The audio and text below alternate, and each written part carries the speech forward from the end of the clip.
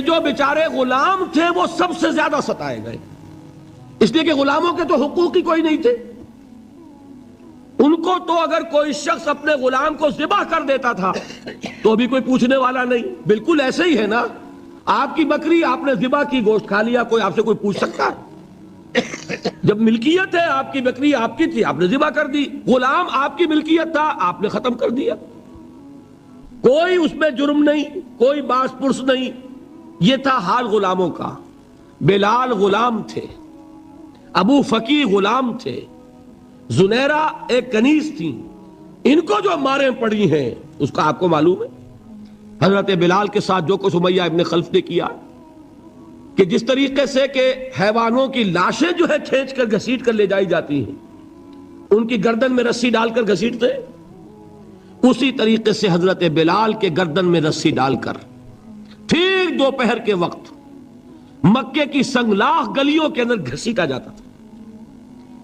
نیچے زمین جل رہی ہے توے کی طرح، اور ویسا بھی ہوتا تھا کہ چت لٹا دیا، اوپر سے وہ آگ مکے کا کہ سورج جو ہے ذرا نوٹ کیجئے، آگ برسا رہا، نیچے زمین توے کی طرح جل رہی، اور ایک بھاری سل بھی لا کر جو ہے سر پر رکھ دی، چھاتی پر رکھ دی گئی ہے کہ آواز نہیں نکل رہی، جھاگ نکل رہے منہ سے، لیکن اس حال میں بھی احد احد احد، ایک ایک اللہ، قل هو اللہ احد، الفاظ نکل رہے۔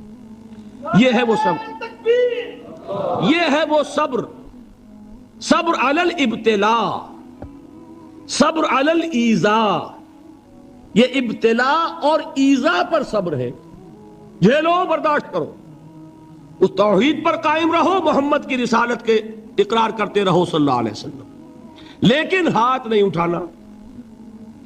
اب میں آپ کو بتا رہا تھا یہ تو غلام تھے، یہ جو تھے یاسر، یہ حلیف تھے، غلام تو نہیں تھے نا۔ البتہ وہ ابو جہل کے چچا کی کنیز تھی یہ سمیہ، انہوں نے اجازت لے کر ان سے نکاح کر لیا، یہ تو کنیز رہیں گی۔ بیٹا جو ہوا وہ بھی ایک طرح سے، جب کنیز زیادہ ہے تو غلام ہو گیا، عمار ابن یاسر۔ وہ جو شخص تھا بہت شریف النفس ابو جہل کا چچا، وہ مر گیا، اب ابو جہل جو ہے اس خاندان کا سربراہ ہے، لہذا یہ تینوں جو افراد ہیں وہ اس کے رحم و کرم پر ہیں۔ یاسر کو بھی پروٹیکشن اگر ہے تو ابو جہل کی ہے، ابو جہل جو چاہے کرے، اور سمیہ تو کنیز ہے ہی، اس کا تو کوئی حق ہے ہی نہیں، جو چاہے کرے، اور عمار ان دونوں کا بیٹا ہے، لہذا بدترین معاملہ کیا ابو جہل نے ان تین افراد کے ساتھ۔ حضرت سمیہ کے ساتھ جو کچھ کیا گیا ہے آپ اس کا تصور نہیں کر سکتے۔ بالآخر جو شہید کیا ہے حضرت سمیہ کو، ایذائیں دے دے کے، سسکا سسکا کے، ان کے جسم کے نازک حصوں کو جلا کے، داغ دے کر، کہتا کیا تھا، ایک دفعہ کہہ دو کہ میرا جو یہ بت ہے یہ بھی الہ ہے، مان لو میں چھوڑ دوں گا۔ تنگ آ گیا، کسی طریقے سے ایک دفعہ کہہ دو پھر میں چھوڑ دوں گا۔ لیکن یہ میاں بیوی حضرت یاسر اور حضرت سمیہ رضی اللہ تعالی عنہما، یہ ہے ثبات، یہ ہے صبر، یہ ہے استقلال، ایک مرتبہ بھی کہنے کے لیے تیار نہیں، جو چاہو کر لو، اب ہم تو اس سے پیچھے نہیں ہٹیں گے۔ تنگ آ کر اس نے حضرت سمیہ کی تو شرمگاہ میں برچھا مارا اور شہید کیا۔ حضرت یاسر کے بارے میں ایک روایت یہ ہے، ستا ستا کے، تنگ کر کر کے، آخر کار جو ختم کیا، انہیں شہید کیا کس طرح، 4 سانڈ اونٹ جوان، ان سے رسے باندھے، ایک رسے سے ایک بازو باندھا، دوسرے سے دوسرا بازو باندھا، تیسرے سے ایک ٹانگ باندھی، چوتھے سے دوسری ٹانگ باندھی، اور چاروں کو دوڑایا ہے کہ جسم کے پرخچے ہوں گے۔ اس حال میں کیا ہو رہا تھا وہ میں بتا رہا ہوں کہ اللہ تو تاکید کر رہا ہے اپنے نبی کو، اصبر وَلِرَبِّكَ فَاصْبِرْ وَاصْبِرْ عَلَى مَا يَقُولُونَ وَاصْبِرْ وَمَا صَبْرُكَ إِلَّا بِاللَّهِ وَاصْبِرْ لِحُكْمِ رَبِّكَ وَلَا تَكُنْ كَصَاحِبِ الْحُوتِ۔ اس وقت سامنے سے حضور گزرتے تھے جبکہ آل یاسر کے ساتھ یہ معاملہ ہو رہا ہے، کیا فرماتے تھے، اصبروا یا آل یاسر فَإِنَّ مَوْعِدَكُمُ الْجَنَّةُ، اے یاسر کے گھر والوں صبر کرو، جھیلو، اس لیے کہ تمہارے وعدے کی جگہ جنت ہے۔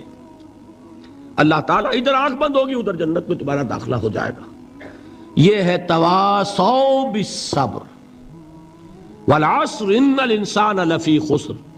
یہ تواصوا بالصبر پر کون عمل کر رہا ہے؟ محمد الرسول اللہ صلی اللہ علیہ وسلم. اس میں بھی ایک بات ہے وہ بھی سمجھ لیجئے، دین میں جہاں عظیمت ہے رخصت کا پہلو بھی ہے.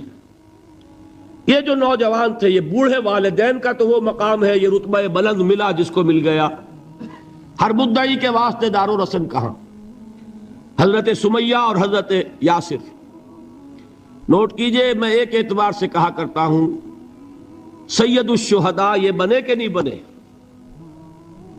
ان کو جو فوقیت حاصل ہوئی، الفضل للمتقدمین، سب سے پہلی جان دینے والی یہ خاتون اور سب سے پہلی جان دینے والا اللہ کے لیے، توحید کے لیے، محمد کی رسالت کے لیے صلی اللہ علیہ وسلم. دے تو بھی محمد کی صداقت کی گواہی. یہ صداقت کی گواہی دیتے ہوئے انہوں نے اپنی جانیں دے دی. لیکن جو نوجوان عمار ہے اس نے رخصت کی راہ اختیار کی، جھیلا نہیں گیا، برداشت نہیں ہو سکا.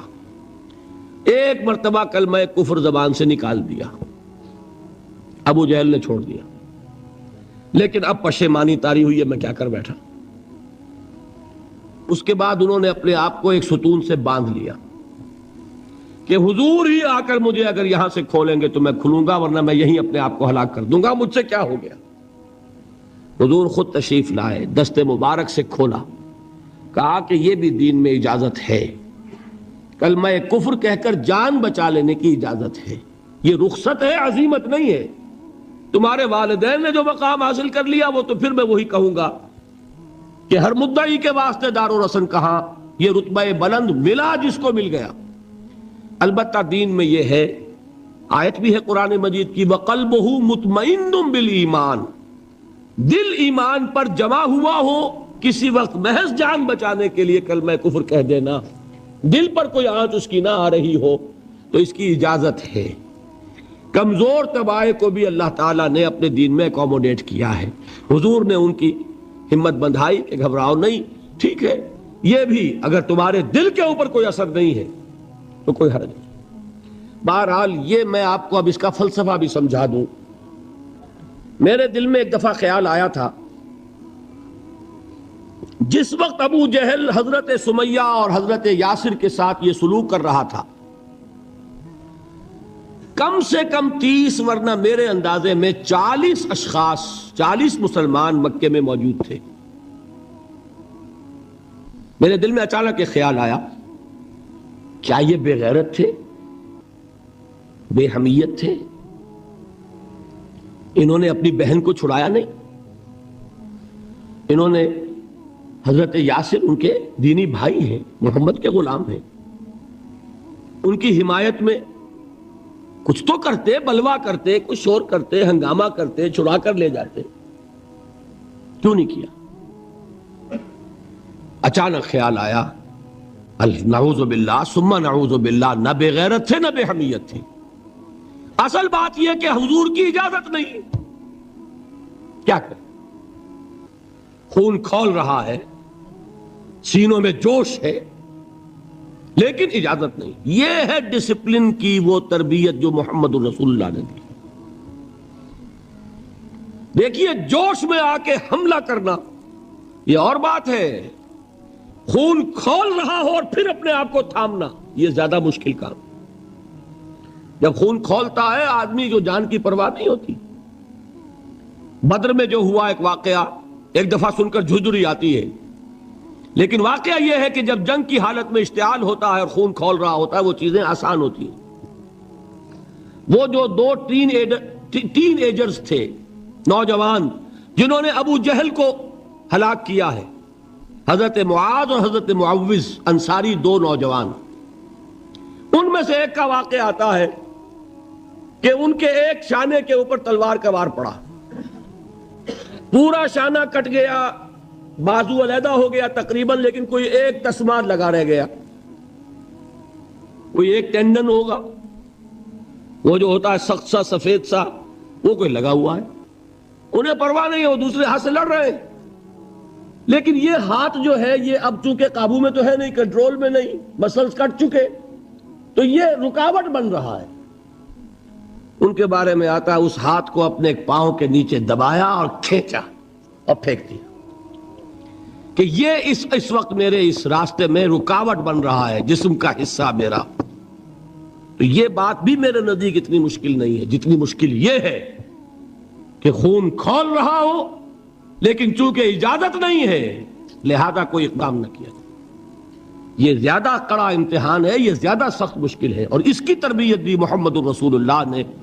ویسے میں نے 12 برس کہا ہے لیکن 8 برس کہنا چاہیے، اس لیے کہ مکی دور کے 12 سالوں میں سے 4 سال جو ہیں وہ صرف زبانی کلامی ایذا تھی، اور اس کا بھی ہدف تھے صرف حضور۔ وہ جو میں نے بتایا پاگل ہے، مجنوں ہے، شاعر ہے، ساحر ہے، ایک عجمی غلام اپنے گھر میں رکھا ہوا ہے، اس سے ڈکٹیشن لیتے رہتے ہیں، آ کے ہم پر دھوس جماتے ہیں، مجھ پر وحی نازل ہوئی ہے۔ یہ سب کچھ ہوا 4 برس تک، لیکن ہوا صرف حضور کے ساتھ کہ انہیں ڈی مورلائز کر دو، ان کی ہمت ختم ہو جائے، خود بخود یہ بات بیٹھ جائے گی بتاشے کی طرح۔ لیکن جب انہوں نے دیکھا کہ نہ محمد بدل ہوئے صلی اللہ علیہ وسلم، نہ ان کے ساتھی بدل ہوئے، یہ تو دعوت پھیل رہی ہے، ہمارے نوجوان جو ہے اب ان کے حلقے میں شامل ہو رہے ہیں، ہمارے اپنے لختے جگر، ہمارے اپنے چشم و چراغ۔ کون تھے مصعب بن عمیر، کون تھے عثمان غنی، کون تھے سعد ابن ابی وقاص، قریش کے اعلیٰ گھرانوں کے چشم و چراغ نوجوان، وہ آ رہے ہیں محمد کے ہاتھ پر بیعت کر رہے ہیں، اسلام لا رہے ہیں صلی اللہ علیہ وسلم۔ انہوں نے دیکھا یہ ہمارے غلاموں میں بھی یہ آگ پھیل گئی، یہ تو سمجھیے کہ بارود کے اندر آگ لگ رہی ہے۔ یہ ابھی تک تو قانے تھے جو ظلم ہم کر رہے تھے اس پر، لیکن ان کے اندر اگر یہ ایمان اور اسلام کی دعوت اور تحریک ان میں پھیل گئی تو ہمارا اقتدار اور ہمارا یہ پورا نظام جو ہے یہ چوپٹ ہو جائے گا۔ یہ ہے وہ چیز جو میں نے کل آپ کو اقبال کا مصرع پڑھا سنایا تھا کہ نظام کہنا کے پاس بانو یہ مارز انقلاب میں ہے، beware of the revolution that is coming. لہذا اپنی پوری قوتوں کو جمع کرو اور کچل دو انہیں، مارو انہیں۔ یہ کام شروع ہوا ہے سن 5 سے، بلکہ 4 کہنا چاہیے، 4 سے لے کر 12 تک 8 برس اس کو کہتے ہیں پرسیکیوشن، فزیکل پرسیکیوشن، تشدد، مار پیٹ، جلانا، دہتے ہوئے انگاروں پر لٹانا، فاقے رکھنا، بھوکے رکھنا، ان کو ڈال دی گئی زنجیریں، گھروں میں بند کر دیا گیا نوجوانوں کو۔ حضرت عثمان کو چچا نے ان کے ایک چٹائی کے اندر لپیٹا اور دھونی دے دی، دم گھٹ رہا ہے، جان نکل رہی۔ حضرت مصعب بن عمیر رضی اللہ تعالی عنہ، وہ نوجوان 200 درہم کا جوڑا ان کا سل کر آتا تھا شام سے تیار ہو کر، لباس معطر ہوتا تھا، جدھر سے نکل گیا پوری گلی جو ہے وہ معطر ہو گئی، انگلیاں اٹھ رہی ہیں، وہ جا رہا ہے مصعب، یہ خوشبو اس کی ہے۔ اس مصعب کے ساتھ کیا سلوک کیا؟ باپ تو مر چکا تھا، ماں نے پالا تھا، دولت بہت چھوڑ کر گیا تھا باپ، لہذا ماں نے بڑے ناز و نام میں پالا، بڑے لاڈ پیار میں، 200 درہم کا جوڑا تیار ہو رہا ہے۔ لیکن یہ کہ آپ کو معلوم ہے عرب کے اس معاشرے میں عورت کی کوئی حیثیت نہیں تھی، ماں کا اختیار نہیں تھا، چچا تھا اب سربراہ خاندان کا۔ چچا نے کہا مصعب اگر تم نے اپنے باپ کا دین چھوڑ دیا ہے تو باپ کی دولت پر بھی تمہارا کوئی حق نہیں ہے، نکل جاؤ گھر سے۔ اس نے یہ سوچا تھا کہ مصعب کے ہوش ٹھکانے آ جائیں گے، دن میں تارے نظر آ جائیں گے، ناز و نام میں پلا ہوا گھر سے نکل کے جائے گا کہاں، یہ سارا نشہ جو ہے توحید کا یہ حیران ہو جائے گا۔ حضرت مصعب کا جواب بالکل برعکس تھا، اچھا ٹھیک ہے چچا جان میں گھر چھوڑتا ہوں۔ وہی بات جو کبھی کہی تھی ابراہیم نے، باپ نے کیا کہا تھا؟ واجرنی ملیہ، جاؤ چلے جاؤ، دفع ہو جاؤ میری نگاہوں سے۔ حضرت ابراہیم نے کیا جواب دیا تھا؟ سلام علیک ساستغفر لک ربی انہ کان بی حفیہ۔ اچھا ابا جان آپ کا حکم یہی ہے تو میں چلتا ہوں، آپ پر سلامتی ہو، میرا رب مجھ پر بڑا مہربان ہے، میں اس سے آپ کے لیے استغفار کروں گا۔ چل دیے۔ یہی جو ہے حضرت ابراہیمی کی نسل ہے نا قریش۔ آج ابراہیم کے ایک بیٹے کے ساتھ وہی معاملہ ہو رہا ہے مصعب کے ساتھ، اور مصعب چلنے کے لیے تیار ہو گئے۔ چچا نے سوچا میں سمجھتا تھا کہ ہوش ٹھکانے آ جائیں گے، یہ تو تیار ہو گیا نکلنے کے لیے، غصے میں آ کے اگلی بات کہی یہ کپڑے جو پہنے ہوئے تم نے یہ بھی اسی مشرک باپ کی کمائی کے ہیں، اتارو ان کو۔ وہیں کپڑے اتارے، مادر زاد برہنہ گھر سے نکالے گئے، ماں کے پاس پہنچے، ماں نے آنکھوں پر ہاتھ رکھے، مصعب کیا ہوا؟ کہ ماں سے کہتے ہیں کہ ماں میں موحد ہو گیا ہوں، اور وہاں سے گئے، پھر حضور کی خدمت میں کپڑے کہیں سے مانگے ہوں گے۔ یہ مصعب ہیں 200 درہم کا جوڑا پہننے والے، جب حضور پر مدینے کے 12 افراد ایمان لائے تھے، بیعت عقبہ اولیٰ ہوئی، انہوں نے کہا کہ حضور ہمیں کوئی شخص اپنا ایسا شاگرد دیجئے جو ہمیں قرآن پڑھا سکے۔ حضور نے حکم دیا مصعب جاؤ، اب مدینے جاؤ، یثرب جاؤ، یثرب والوں کو قرآن پڑھاؤ، انہیں تبلیغ کرو۔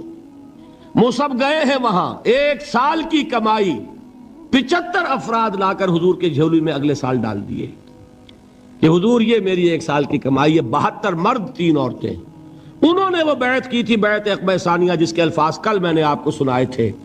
بایعنا رسول اللہ صلی اللہ علیہ وسلم علی السمع والطاعت فی العسر والیسر والمنشط والمکرہ وعلی اثرۃ علینا وعلی لا ننازع الامر اہلہ وعلی ان نقول بالحق اینما کنا لا نخاف فی اللہ لومۃ لائم۔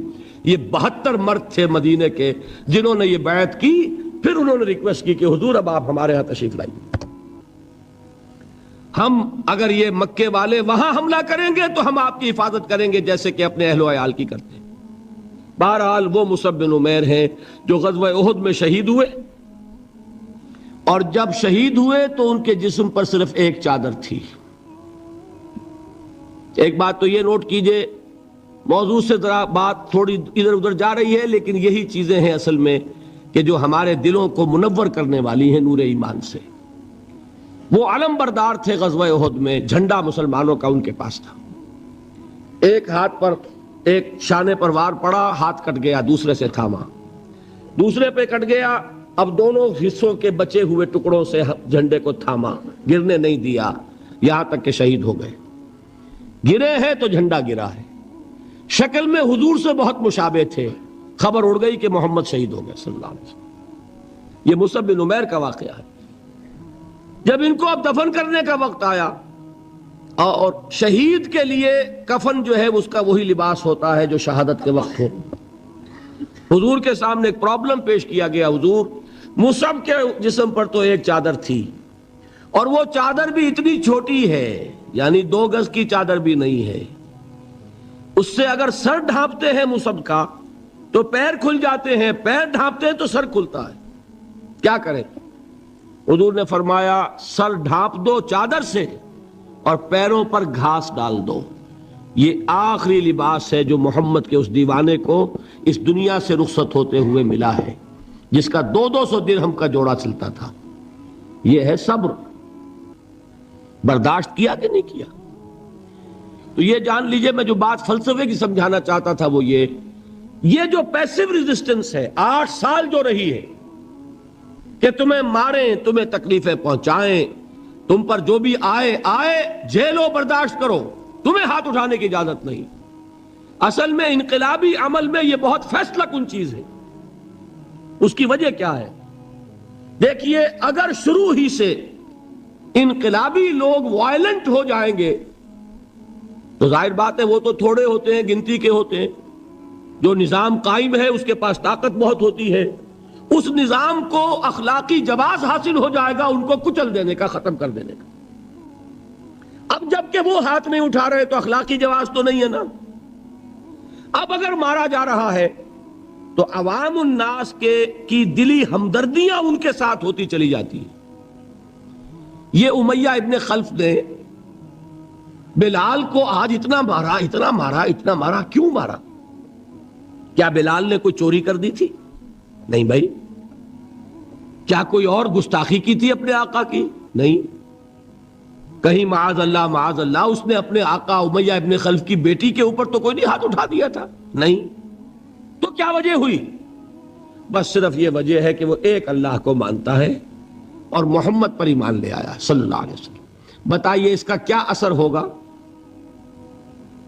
یہ خباب بن الارت پیشے کے لحاظ سے لوہار تھے۔ سوچئے ایک زندہ انسان کو دہتے ہوئے انگاروں پر لٹایا جا رہا ہے، ان انگاروں سے کھال جلی کمر کی چربی پگھلی، اس پگھلنے والی چربی سے وہ انگارے ٹھنڈے پڑے. یہ سب کچھ جھیل رہا ایک شخص. سوچنے والوں نے سوچا نہیں ہوگا کیا جرم تھا ان کا، تو بڑا شریف آدمی ہے، بہت اچھا کاریگر ہے، وقت پر کام دیتا ہے، مناسب اجرت لیتا ہے، یہ کیا ہوا؟ یہ کوئی جرم نہیں، جرم صرف ایک ہے، ایک اللہ کو مانتا ہے اور محمد کے دامن سے وابستہ ہے. آپ سوچئے، دیکھیے ایک لفظ ہم بولا کرتے ہیں سائلنٹ میجورٹی.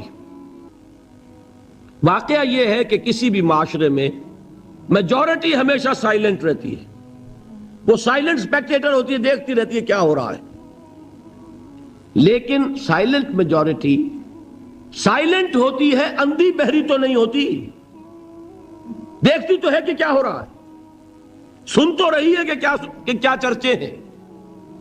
اب جب وہ دیکھتے ہیں کہ کچھ شریف لوگ ہیں، بڑے ہی اعلیٰ اخلاق والے لوگ ہیں، ان پر تشدد ہو رہا ہے، انہیں مارا جا رہا ہے، انہیں ستایا جا رہا ہے، ان پر کوڑے برس رہے ہیں، انہیں دیکھتے ہوئے انگاروں پر لٹایا جا رہا ہے، ان کا کوئی جرم نہیں، کوئی ان کی خطا نہیں، سوائے اس کے کہ ایک اللہ کو مانتے ہیں.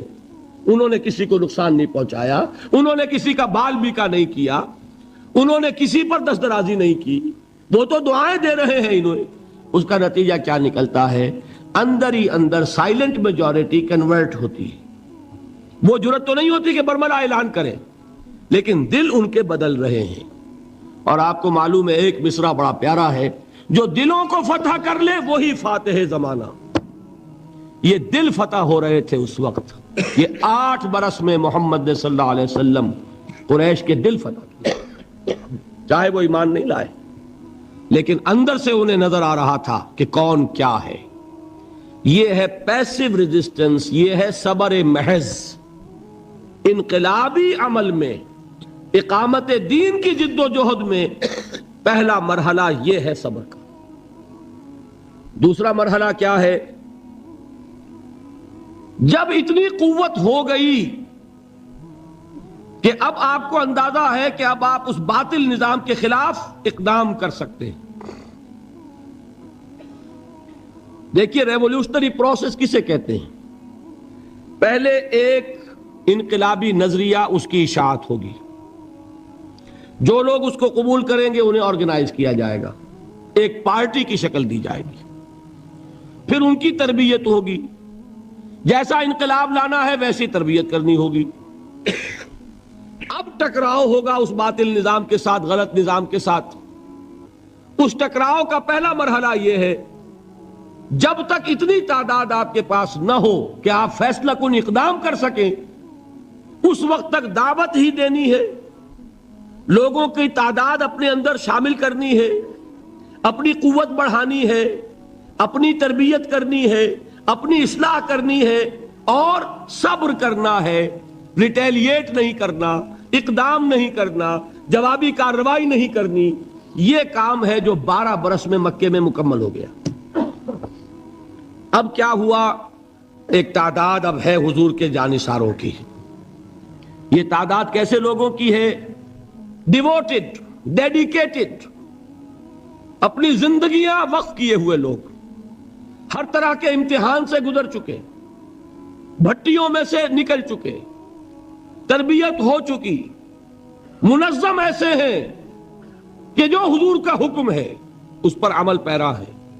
سم و طاعت، سنو اور اطاعت کرو، جس کا میں عرض کر چکا ہوں اس سے بڑا کٹھن معاملہ نہیں ہو سکتا کہ تمہیں دہتے ہوئے انگاروں پر لٹا دیا جائے، تمہیں ہاتھ اٹھانے کی اجازت نہیں ہے. اس پر بھی پورے اترے صحابہ کرام، کسی نے ریٹیلیٹ نہیں کیا. اب معلوم ہوا، اور اللہ نے ایک جگہ عطا فرما دی مدینہ منورہ، کہ وہاں حضور کو تمکن عطا فرما دیا، بیس مل گیا. اب انقلابی عمل میں اقدام کا بیس بھی ہے، مدینہ طاقت بھی ہے صحابہ کرام کی. اب اقدام ہوا. اقدام کیا تھا؟ نبی اکرم صلی اللہ علیہ وسلم نے مدینے پہنچنے کے بعد، اور یہ نوٹ کر لیجئے، سورہ حج کی ایک آیت ہے، اذن للذین یقاتلون بانہم ظلموا وان اللہ علی نصرہم لقدیر۔ آج سے اجازت دی جا رہی ہے ان لوگوں کو جن پر ظلم و ستم کے پہاڑ توڑے گئے۔ ابھی تک حکم تھا ہاتھ بندے رکھو، آج سے ہاتھ کھول دیے گئے۔ یو کین ریٹیلیٹ، تم بدلہ لے سکتے ہو، جوابی کارروائی کر سکتے ہو۔ یہ آیت نازل ہوئی، حضرت عبداللہ ابن عباس کی یہ رائے ہے کہ یہ آیت نازل ہوئی ہے دوران سفر ہجرت، جب حضور مکے سے مدینے تشریف لے جا رہے تھے، یہ آیت نازل ہوئی۔ یہ گویا کہ ٹرننگ پوائنٹ ہے کہ اب تک تو تمہیں حکم یہ تھا کہ چاہے تمہارے جسم کے ٹکڑے اڑا دیے جائیں، تم کوئی جوابی کارروائی نہیں کر سکتے۔ اب وہ حکم بدل گیا، اب تم اقدام کرو، جوابی کارروائی کرو۔ حضور نے کیا کیا اس کو سمجھ لیجئے، یہ سیرت کا بہت اہم باب ہے اور نگلیکٹڈ ہے، توجہ نہیں ہوئی اس پر۔ واقعات موجود ہیں سیرت کی کتابوں میں، ان واقعات کی اہمیت کیا ہے، ان سے کیا نتیجہ نکلتا ہے، اس پر زیادہ توجہ نہیں ہوئی۔ حضور نے مدینے پہنچ کر 6 مہینے تو کوئی اقدام نہیں کیا، اپنی پوزیشن کو کنسولیڈیٹ کیا۔ 3 اہم کام کیے، مسجد نبوی کی تعمیر کے ایک مرکز وجود میں آ جائے، وہی اب آپ کی تربیت گاہ ہے، وہی خانقاہ ہے، وہی گورنمنٹ ہاؤس ہے، وہی درسگاہ ہے، اصحاب صفہ ہے، حضور صلی اللہ علیہ وسلم ہے، نماز با جماعت ہے، خطبہ جمعہ ہے، تو خانقاہ بھی وہی، تربیت گاہ بھی وہی، درسگاہ بھی وہی، گورنمنٹ ہاؤس بھی وہی۔ دوسرا کام کیا کیا؟ جو یہودی قبائل تھے ان کو جکڑ لیا، معاہدوں میں معاہدے کر لیے تاکہ مدینے کے ڈیفنس کے لیے جوائنٹ ڈیفنس، اگر مدینے پر حملہ ہوگا طے ہو گیا کہ مل جل کر ڈیفینڈ کریں گے۔ یہ ایک بہت بڑا اقدام ہے۔ یہ تو آپ جو مستشرقین ہیں ان کی اگر کتابیں پڑھیں، Muhammad at Mecca, Muhammad at Medina by Montgomery Watt, تو آپ کو پتا چلے گا کہ کیا کیا تعریفیں لوگوں نے کی ہے کہ یہ کس قدر اہم اقدام تھا اور کتنی دور بینی اور پیش بندی کا معاملہ کیا تھا محمد رسول اللہ نے۔ تیسرا کام کیا کیا؟ مواخات مہاجرین اور انصار کو جوڑ کر ایک وحدت بنانا۔ آپ کو معلوم ہے اس کی تاریخ میں کوئی مثال نہیں ہے۔ ایک انصاری ایک مہاجر بھائی ہو گئے تو لوگوں نے گھر تقسیم کر دیے، دکانیں تقسیم کر دی، کاروبار بانٹ دیے۔ یہاں تک واقعہ ملتا ہے کہ ایک انصاری صحابی اپنے مہاجر بھائی کو گھر لے گئے، فرمایا یہ میری 2 بیویاں ہیں، ان میں سے جو تمہیں پسند ہو اشارہ کر دو، میں ابھی طلاق دے دوں گا تاکہ تم ان سے شادی کر لو۔ میں یہ برداشت کرنے کو تیار نہیں کہ میرے گھر میں 2 بیویاں ہوں اور میرے بھائی کا گھر جو ہے وہ آباد نہ ہو۔ کوئی مغالطہ آپ کو نہ ہو جائے، کوئی غلط دلیل اس سے آپ نہ لیں۔ اس وقت تک پردے کا حکم نہیں آیا تھا، پردے کا حکم بعد میں آیا، وہ سن 5 میں آیا، 6 میں آیا، سورہ نور میں، سورہ احزاب میں۔ یہ تو 5 اور 6 کی صورتیں ہیں۔ یہ واقعہ ہو رہا ہے سن 1 ہجری میں، تو ابھی پردے کا حکم تھا نہیں، پردہ اس معاشرے میں تھا نہیں۔ گھر لے گئے سیدھے، یہ 2 بیویاں ہیں اور ان میں بھی چوائس تمہارا، جو تم پسند کرو۔ یہ 3 کام ہے انٹرنل کنسولیڈیشن، اور اس کے بعد آپ نے اب چھاپا مار دستے بھیجنے شروع کر دی۔ مکے کے خلاف اقدام، وہ اقدام کیا ہے؟ جدید اصطلاح میں بات سمجھا دوں گا۔ 2 کام: political isolation of Quraysh and economic blockade of Mecca. حضور تشریف لے گئے، ایک قبیلے سے آپ نے معاہدہ کر لیا، وہ قبیلہ یا تو پہلے حلیف تھا قریش کا، اب حلیف ہو گیا محمد کا صلی اللہ علیہ وسلم۔ قریش کی آئسولیشن ہو رہی ہے اور حضور کی قوت بڑھ رہی ہے، یا یہ کہ ان کا بھی معاہدہ ہو گیا ان کا بھی ہو گیا تو نیوٹرل تو ہو گیا نا۔ یہ ہے پولیٹیکل آئسولیشن آف قریش۔ اور اکنامک بلاکیڈ کیا ہے؟ قریش کا کیا تھا ذریعہ معاش؟ تجارت۔ تجارتی قافلے کہاں جاتے تھے؟ شام۔ وہ راستہ گزرتا تھا بدر کے پاس سے، اور جاتے تھے یمن، وہ راستہ گزرتا تھا طائف ہو کر. حضور نے دونوں پر دستے بھیجنے شروع کر دیے. He proved his military presence on the caravan routes of Quraysh. بات سمجھ رہے؟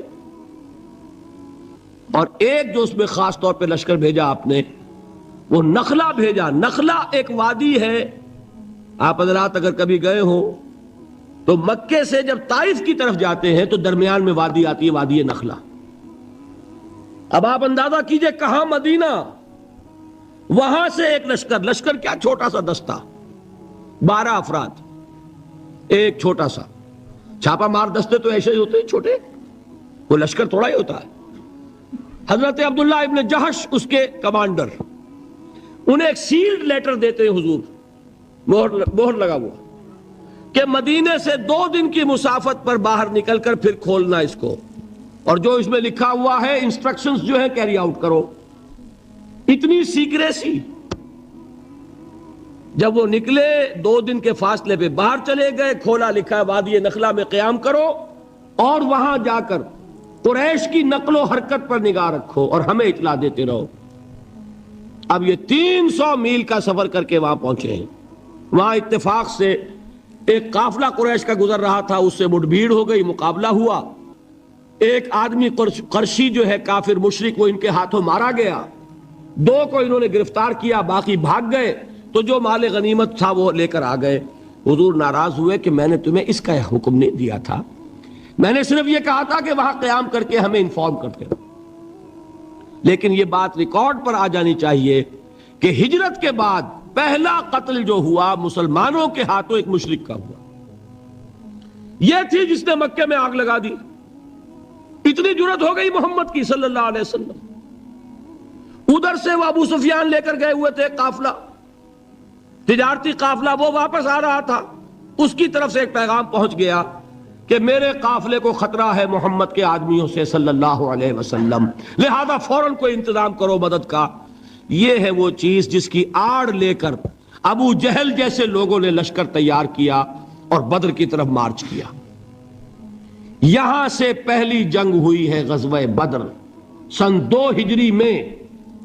اگر حضور اقدام نہ کرتے، حضور نے یہ دستے بھیجے نہ ہوتے، اگر مسلمانوں کے ہاتھوں ایک کافر کا قتل نہ ہوتا، اگر وہ راستہ جو ہے تجارتی راستہ وہ مخدوش نہ ہو گیا ہوتا، بدر کی جنگ نہ ہوتی. یہ اقدام تھا محمد الرسول اللہ صلی اللہ علیہ وسلم کا، جس کے نتیجے میں final phase of revolution, armed conflict, وہ اب شروع ہوا ہے سن 2 میں، جاری رہا سن 8 تک.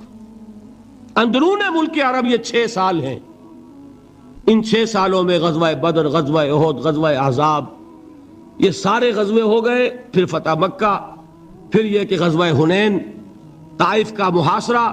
سن 8 تک یہ معاملہ مکمل ہو گیا. جاء الحق وزهق الباطل ان الباطل كان زهوقا. جب یہ فیز شروع ہوا ہے تو یہ آیتیں نازل ہوئی جو میں نے سنائی تھی آپ کو، یا ایھا الذین آمنوا استعینوا بالصبر والصلاۃ. اے مسلمانوں، اہل ایمان، مدد حاصل کرو. اب جو نیا فیز شروع ہو چکا ہے تمہاری جد و جہد کا.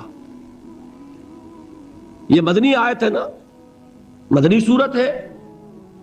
وہ جد و جہد کا دور جو تھا مکی، وہ کچھ اور تھا، یہ کچھ اور ہے. اس میں تو اب تمہیں آگے بڑھنا ہے، کفر پر اور شرک پر حملہ آور ہونا ہے، اقدام کرنا ہے، چیلنج کرنا ہے. فاستعینوا بالصبر والصلاۃ. مدد حاصل کرو کس سے؟ صبر سے اور نماز سے. ان اللہ مع الصابرین. جان لو کہ اللہ تعالیٰ صبر کرنے والوں کے ساتھ. وَلَا تَقُولُوا لِمَنْ يُقْتَلُ فِي سَبِيلِ اللَّهِ أَمْوَاتٌ. اور ہرگز نہ کہو اسے جو اللہ کی راہ میں قتل ہو جائے کہ وہ مردہ ہے. بَلْ أَحْيَاءٌ وَلَكِنْ لَا تَشْعُرُونَ. نہیں، وہ زندہ ہے لیکن تمہیں ان کا شعور نہیں ہے. اور سنیے، اب یہ آیت اہم ترین ہے صبر کے موضوع پر. وَلَنَبْلُوَنَّكُمْ بِشَيْءٍ مِّنَ الْخَوْفِ وَالْجُوعِ وَنَقْصٍ مِّنَ الْأَمْوَالِ وَالْأَنفُسِ وَالثَّمَرَاتِ وبشر الصابرین، اور دیکھو ہم تمہیں آزمائیں گے، وَلَنَبْلُوَنَّكُمْ، ہم لازماً آزمائیں گے تمہیں، بِشَيْءٍ مِّنَ الْخَوْفِ، خوف کی کیفیت طاری کر کے، والجوع، بھوک، فقر اور فاقہ، ونقص من الاموال، مالی نقصان، والانفس، جانی نقصان، والثمرات، اور ثمرات، پھلوں اور میووں کا نقصان۔ میرے نزدیک یہاں پر ثمرات کا مفہوم ایک اور بھی ہے۔ ایک تو صاف تھا کھجور کی فصل تیار ہے، غزوہ تبوک جانے کا حکم مل گیا، کون اتارے گا؟ اور کھجور وقت پر اتری نہیں، برباد ہو جائے گی۔ یہ ہو رہا ہے نا میووں کا نقصان۔ اور میرے نزدیک یہاں یہ بھی ہے، بسا اوقات بہت سی محنتوں کا نتیجہ انسان دیکھتا ہے کہ ضائع چلا گیا، میں نے 10 سال محنت کی، حاصل کوئی نہیں نکلا۔ یہ ثمرات کیا ہیں؟ محنتیں، محنتوں کے ثمرات کا ضیاع۔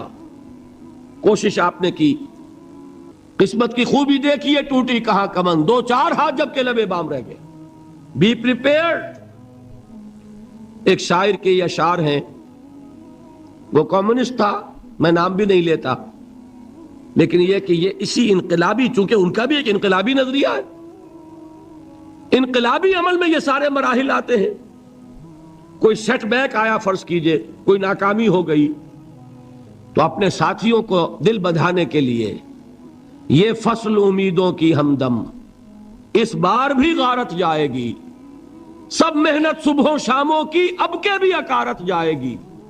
میرے نزدیک یہ ثمرات کا جو لفظ یہاں آیا ہے، وَنَقْصٍ مِّنَ الْأَمْوَالِ وَالْأَنفُسِ وَالثَّمَرَاتِ، سب محنت صبحوں شاموں کی اب کے بھی اکارت جائے گی، دھرتی کے کونوں کھدروں میں پھر اپنے لہو کی کھاد بھرو، پھر مٹی سینچو اشکوں سے، پھر اگلی رت کی فکر کرو، پھر اگلی رت کی فکر کرو، جب پھر ایک بار اجڑنا ہے، ایک فصل پکی تو بھر پایا، تب تک تو یہی کچھ کرنا ہے۔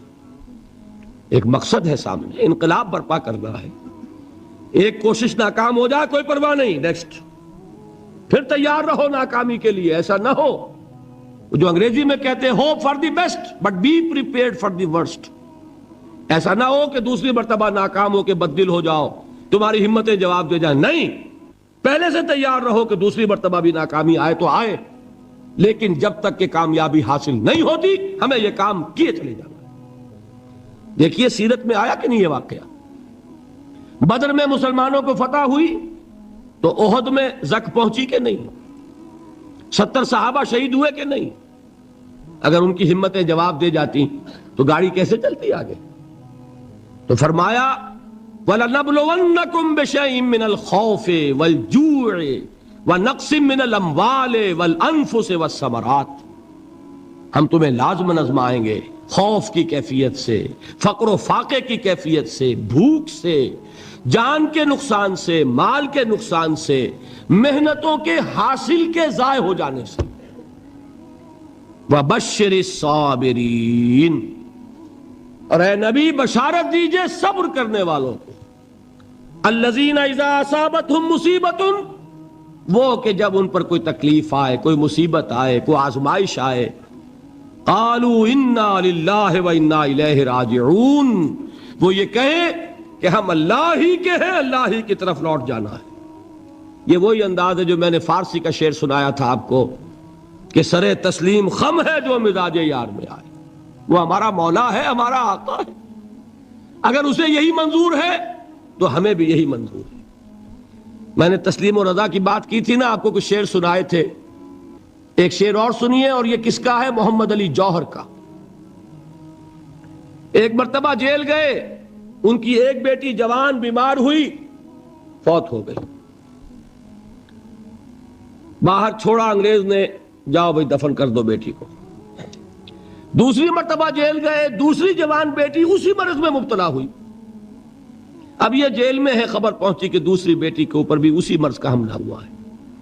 ایک نظم لکھی ہے جس کا آخری شعر یہ ہے، تیری صحت ہمیں منظور ہے لیکن اس کو نہیں منظور تو پھر ہم کو بھی منظور نہیں۔ یہ ہے، جب تک یہ کیفیت نہ ہو اس میدان میں آدمی ثابت قدم نہیں رہ سکتا کہ میرے رب کو اگر یہ منظور ہے تو یہی مجھے منظور ہے، اور تیری صحت ہمیں چاہیے تو ضرور، لیکن ہمارے رب کو منظور نہیں تو ہمیں بھی منظور۔ راضی برضائے رب۔ وبشر الصابرین الذین اذا اصابتهم مصیبۃ قالوا انا للہ وانا الیہ راجعون۔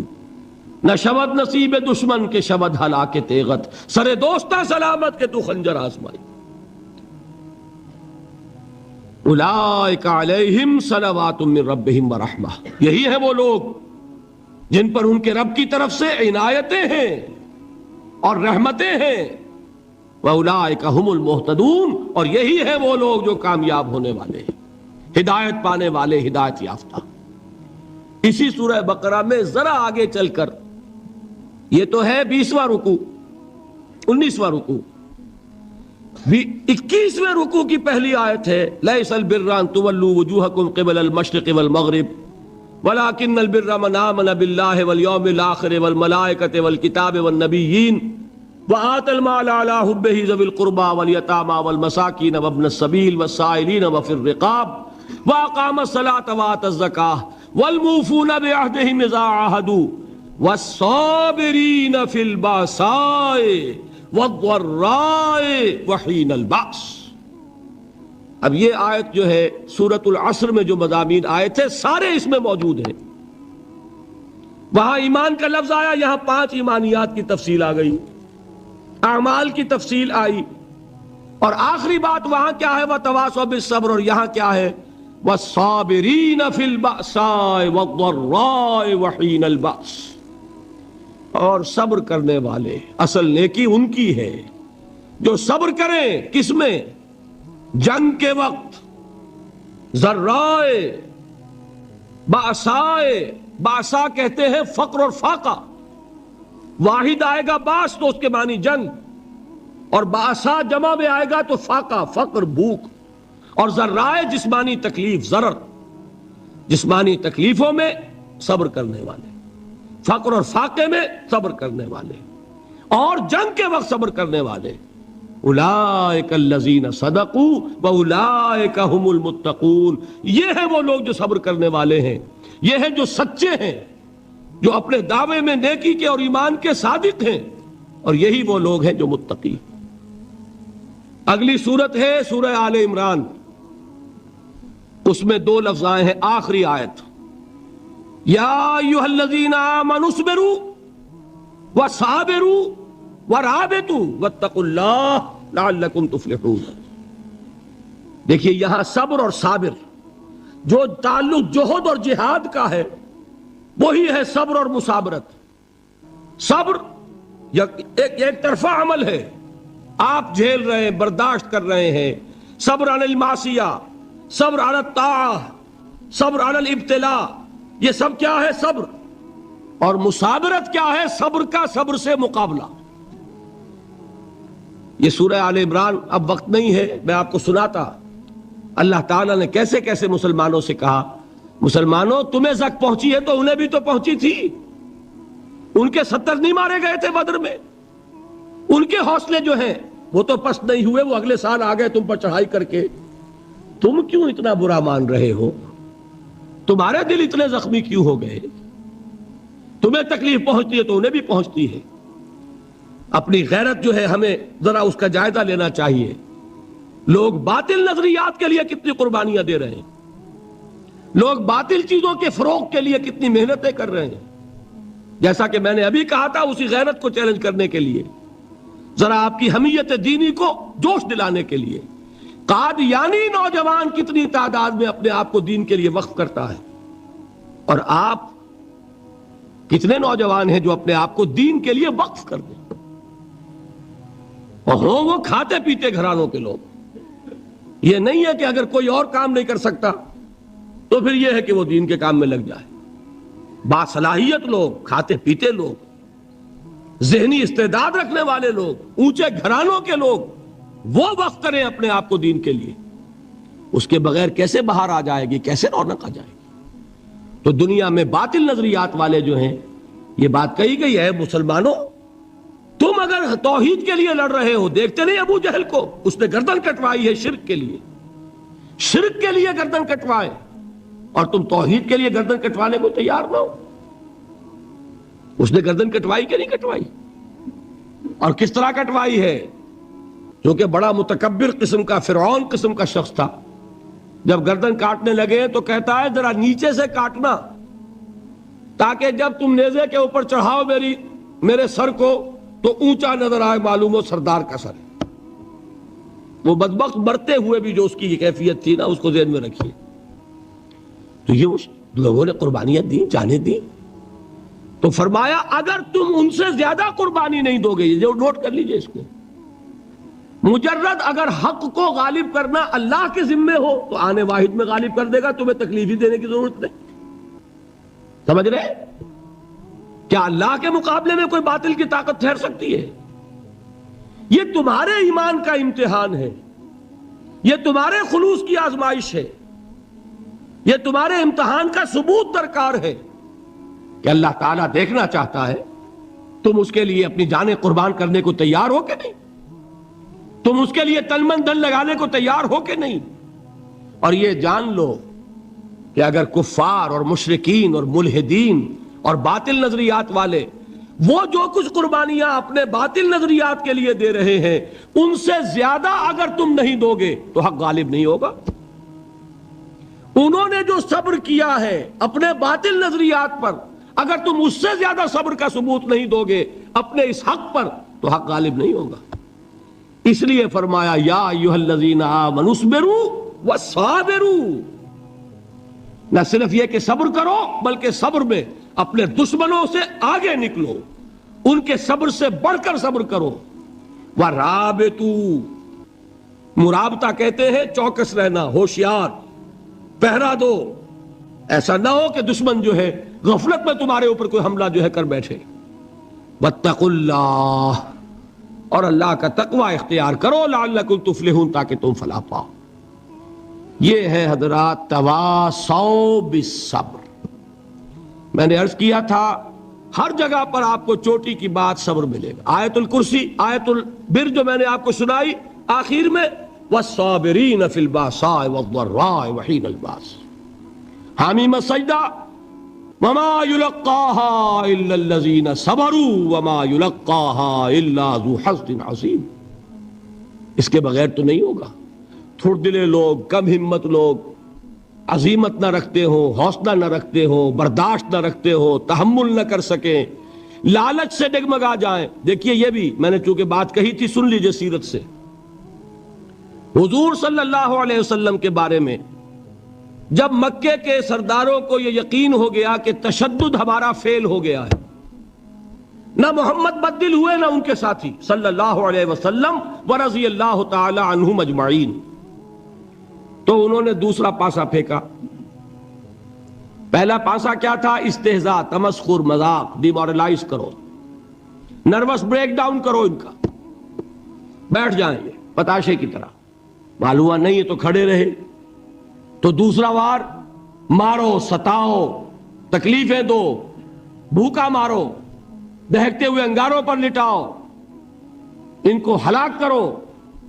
معلوم ہوا یہ حربہ بھی ناکام ہو گیا، ایک آدمی واپس نہیں پھرا، ایک شخص کو بھی ہم اپنے اس تمام پرسیکیوشن سے نہ توحید سے ہٹا سکے نہ محمد سے برگشتہ کر سکے صلی اللہ علیہ وسلم، بلکہ مرض بڑھتا گیا جوں جوں دوا کی۔ ان کے اعتبار سے تو مرض تھا نہیں کہ وہ تو بات آگے بڑھ رہی، ہم نے جتنا دبایا، وہ جو کہا ہے کہ اتنا ہی یہ ابھرے گا جتنا کہ دبا دیں گے، تو ہمارا دباؤ جو ہے وہ ناکام ہو گیا۔ تو تیسرا بار آیا تھا، وہ کیا تھا؟ سفارت آئی ابو طالب کے پاس۔ دیکھو ابو طالب، تمہارا بھتیجا جو ہے وہ ہمارے معبودوں کو باطل ٹھہرا رہا ہے، ہم تنگ آ چکے ہیں، اگر تو اسے بادشاہت چاہیے، اگرچہ ہم کسی بادشاہت کے عادی نہیں ہیں، لیکن ہم اسے اپنا بادشاہ بھی مان لیں گے۔ اگر اسے دولت چاہیے، وہ اشارہ کرے، ہم سیم و زر کے انبار اس کے قدموں میں لگا دیں گے، اور کہیں نکاح کرنا چاہے اشارہ کر دے، جس اونچے سے اونچے گھرانے میں وہ چاہے گا قریش کے، ہم اس کی شادی کر دیں گے۔